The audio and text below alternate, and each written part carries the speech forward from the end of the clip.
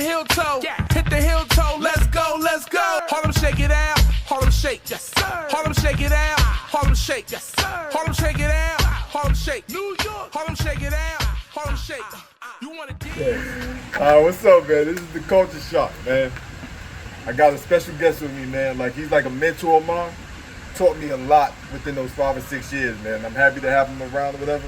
Like, he from New York, I'm from New Jersey and all that, so it's like a vibe going on. We both in South Carolina, but still, man. Like, we gotta get it in, whatever. Like, we gotta make history, baby. So, this is Born Knowledge. So, man. Everything peace, brother. How you doing? Everything's amazing, man. Tell them about yourself a little bit, man. Yeah, I go by the divine essence of born knowledge of love. I'm a New Yorker, like the brother just made manifested. You know, we moving on. We building constantly activating the mind, staying motivated. I'm here right now, you know, to show a lot of people, those who are seeking knowledge, are being open-minded of what the nation of God, the 5% nation of God's earth represents. Okay. Like, what is the 5% nation? What is that? Yeah, the 5% nation, it's a nation that was established in the year 1964 from Ken 13 X Smith, his divine name is Allah. We call him Father Allah. Okay. Right? And in 1964, it was the incubation year of the growth of the nation.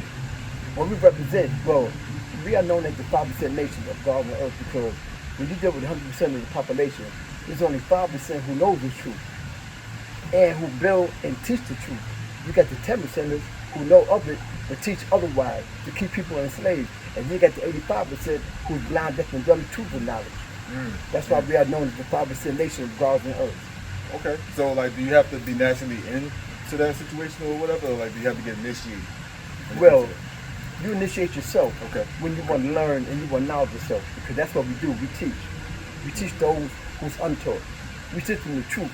We go back and give them brothers like brothers and sisters, the history that's been lost for so long, and that was never ever taught in the schools and stuff that we went to. Because when you go to any type of school here in America, like the father told us, because this is where we live at for the time being, they don't teach black history at all.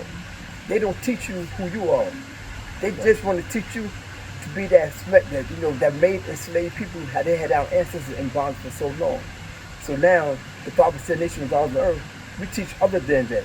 We teach the truth, and we give people a sense of direction to open their mind up to where we at and where we going. And right now, we look around what's going on, but we still got work to do. Right. So what's one thing in this community now that we need work on the most? Well, the first thing, you must be in tune with yourself. Be in tune with yourself. Because once you're in tune with yourself, you're able to reach out to others because others will see the growth within you. And what we need to do, we need to build our community, man. We got to start loving each other first and foremost. We got to start respecting each other, especially our black women. We got to take heed, to what's really going on in society as a whole. But it starts at home. So once you get your home right, you come outside the home, and then your community will fall in place. Thanks. So I'll tell you this though, like we talk about black women, like we need to love black women the most. So what comes first? Like black women loving themselves before we love them? Because they have to set an example. Like they have to show like that they love themselves or whatever, so we can actually respect where they're coming from. So do you think they should love themselves first, or do you think we should love them so they can learn how to love themselves? It starts from within, start from us, because we're the foundation. Okay. See, in the nation of God's earth, we teach that knowledge is the foundation, which is the black man. We teach wisdom is the manifestation of that knowledge, which is symbolic to the black woman. So therefore, if we're not giving that love and respect that they deserve of who they are and give them recognition, how can they love themselves?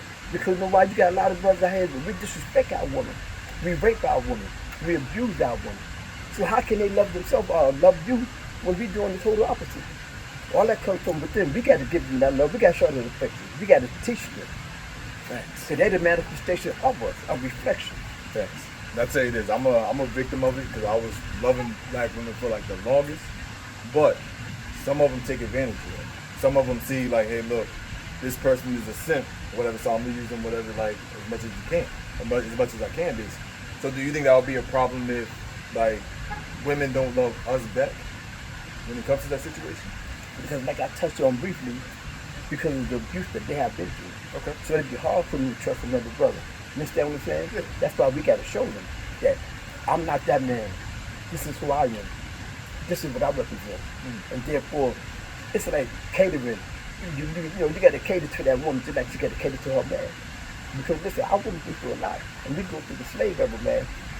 From the year 1555 with the captivity, the enslavement of our ancestors in West Africa, coming to the shores of North America. Look how a woman was abused. They was abused by the Caucasians. They demoralized them. And therefore, you see a lot of men have that same mentality at times to abuse our woman to this day, to modern day terminology. So therefore, it's embedded in them to really have trust for another man. You know what I'm saying? Especially a black man. But therefore, when you show that you are that divine God, that God that they need to look up to and respect and love, and then there'd be a whole different scenario, then they will cater to you more so.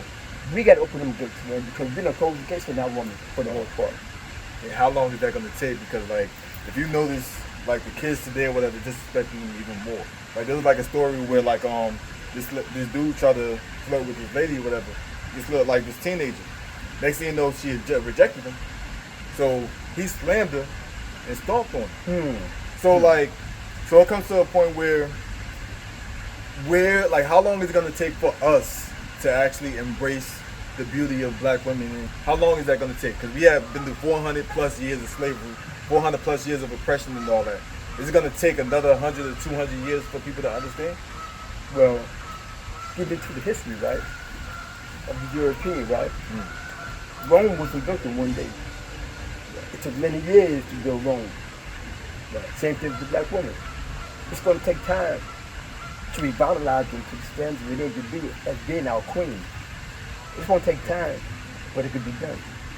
You see, Rakim said it best. He said, it could be done, but only I can do it. Those that can dance and clap their hands to it.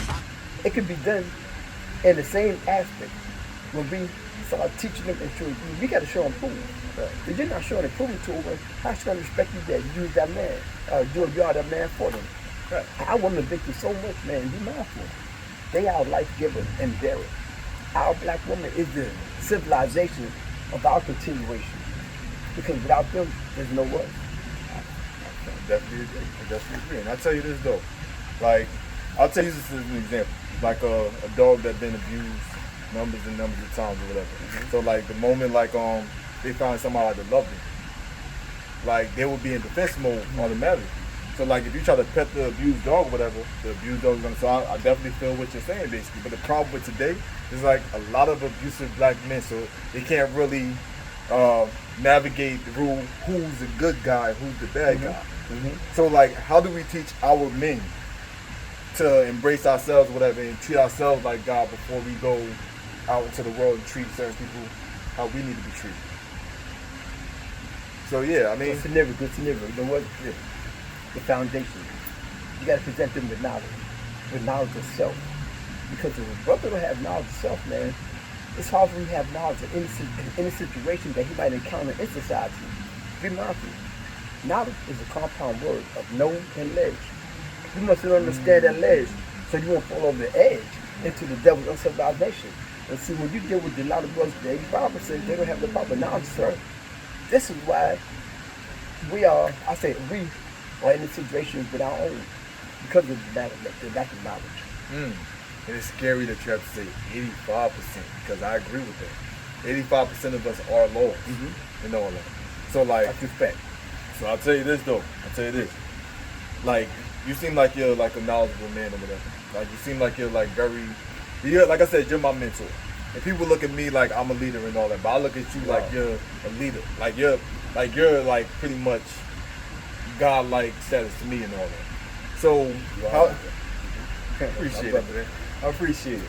But like, as you being like the God you are or whatever, as you being the leader that you are, how did you get into that position?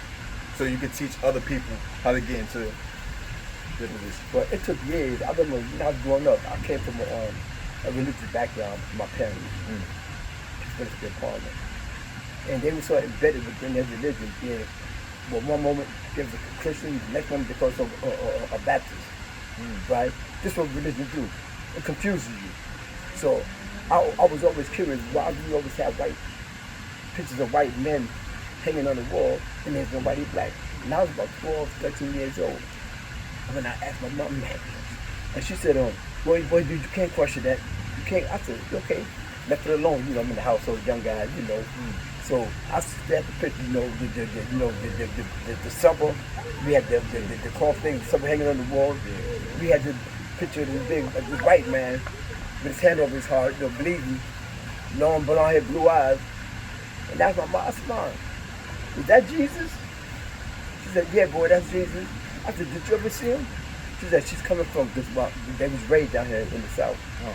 And she's come back to New York, she's flying. And she said, it was a cloud that came through. And she saw Jesus. I said, yeah, was he white? Pointing at the picture. She said, yeah, he was white. And right there, I said, why there's no black people on them pictures? And I was always curious growing up in my household. So when I stepped out of my household, because I was born and raised in Harlem, New York, before we migrated to the Bronx. Yeah. And there's a lot of brothers out there from the Nation of Islam, 5% brothers. That's when the Nation of God was really opening up. And I was walking around every day, hey, peace, brother, peace of God. I was afraid to say peace back because I didn't have knowledge, so I was round up and dumb. And I was looking at me, okay, what's up, what's happening? Brothers always come to papers, the Muhammad speak, Muslim brothers, and I came, and everywhere we lived at, we speak dominantly righteous brothers. And then I was speaking to this one brother one time, he's a 5% brother. And he was dropping the sounds to me. I said, man, that sounds good, man. I said, boy, you real deep. Right. So the brother said, he said, you could be deep too. And he said, what you believe? Do you believe in God? I said, I don't know. I said, because my mama told me God is white. And I want to know, when we died, where did we go at? Because she got pictures of white men in the place, documented on pictures saying that was heaven. So I wondered, where did we fit in that? And the brother took me to school on that. He said, man, you know what, brother? You get knowledge of stuff, you will be in heaven. He said, because when you don't have knowledge of stuff, he said, you live in the hell right now. I said, the brother told me.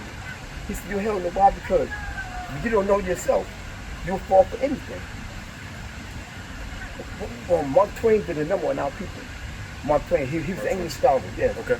And he did one that wrote, he said, if you want to hide anything from a black man, put it in the book. Because it's the last place you're going to look. That's a true statement. And I would never read anything back then growing up. Because I grew up in a household that was so religious to a degree that everybody in my household was wrong. So when I met that one brother, I kept going back reading him. He told me to come to the cipher one day. I said, the cipher? What is the cipher?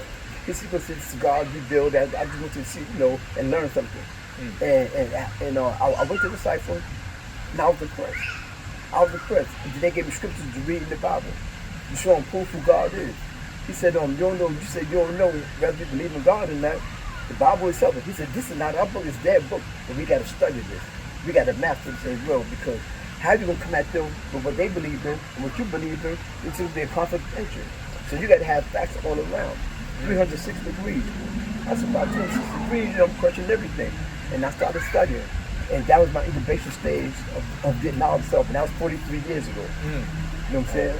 Yeah, so now I'm looking at it. I came a long way from studying, man. And when I did, I started seeing things from what it really was. What is God? What is devil? I said, all this time, man, the black man is God. I said, tell you the Bible. And I went to my household teaching my people that. And my dad was ready to people left the farm.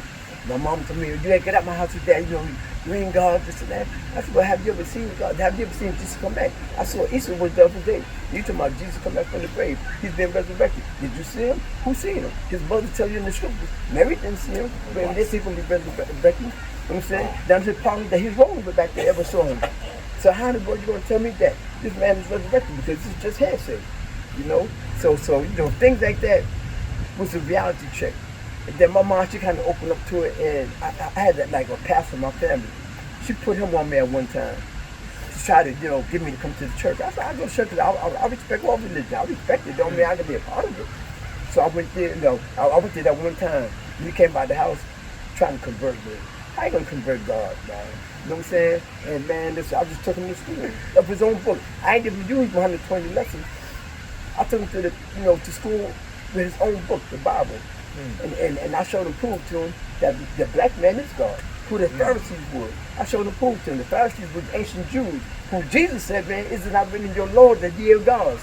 Y'all are God, Judeans. So now when he saw it, he said, I didn't read that part. I said, this is your book. Yeah, facts. That's what y'all said. These are not my words. I didn't write that. Right. You know? Right. So now, as I was journeying and really, really captivating, understanding my lessons and myself of 120 degrees, I got 120 knowledge, I got 120 wisdom, and wisdom is the application of my knowledge that I have. And then the other 120 is my understanding that I have developed, right, to be able to show and prove to the masses who and what I am or we are as a people. So I'm 360 degrees. I'm not just 120. I knowledge 120 degrees. That's our lesson. I can give you my lessons right now. I got from the very foundation of my first degree to my last degree, 120 on brain. I can recite every last one and show and prove every last degree in my lesson. That's what Father Law taught us, show and prove. And he told us, brain, you just study because if you don't have it on brain, anybody can run up on you, even the authorities, and take it away from you. That's where all your knowledge and wisdom is stored at. Now you're lost again because you don't have it up here. Brain, you're 120 degrees, so you will always have that. If you have it in your heart, then it's going to be in your mind. Then you can articulate that and show and prove. And that's what our God do. Listen, man. Awesome. Yo, you should have been here when the young cats was here, man. Like, you would have taught a lot. Like, I'm telling you, like, we have to rewind this part. Because I got so many questions that I got to ask you with this. We got to do a part 2, part 3. We can see that, brother. I'm here for that. See, I'm here, right? I'm telling you, man. This is awesome. It is. It is. It's totally awesome. This is the first time I get to hear him speak, and I love him. It's amazing. Man, It's amazing. he is. Oh, He's my amazing. gosh, man. I got I've goosebumps got just tears in listening my to him. eyes. Yeah, I was just, Yeah. yo, like, I legit got goosebumps just listening to him, man. Like, this is how powerful this guy is, man. Yes. Yeah, we got to build. We got to. You never heard him build. Nah, like, I hey, see him look, This is Bill. the first time I hear him in 7 years. First time. this, 7 years. this is his power right here. That's why that's why I keep calling him up. Please do. Like, so that- because he can build. Listen, man. This brother He here, can man. build, and he wants to do I love his brother. that. That's something that'll keep him busy. Keep his mind focused on the right thing. Facts, man. Facts. You know, these That's why I said, like, I had like a barbecue. Like, he couldn't Wow. make it because he was Yeah. he was like Saturdays would probably be the best day. Saturdays would be better. I feel that. So that's what I'm saying though. Like, if he come, cause like, mind you, like I said, I'm rebellious too. Like, I've been through a lot of whatever. But like, just listening to him or whatever keep me stoic. Like, it keep me calm and all that because I learned a lot from this guy, man. So this is why I wanted him. Wherever I go, Yeah. he gotta come. Yeah. I'm telling you. So I mean, This is dude. Yeah, I wanted to do this for a while. listen, man. Yes. You opened the doors for me. Oh, Lord. Listen, I got like a bunch of events going on. Like, I got, but you don't understand though. I got goosebumps just listening to this guy, That's man. how I was. Oh my gosh, yo! I'm telling you. Tears in my eyes. Listen, I see the tears. I was about to tear up. Like, that's Oh, crazy man, I thing. had no.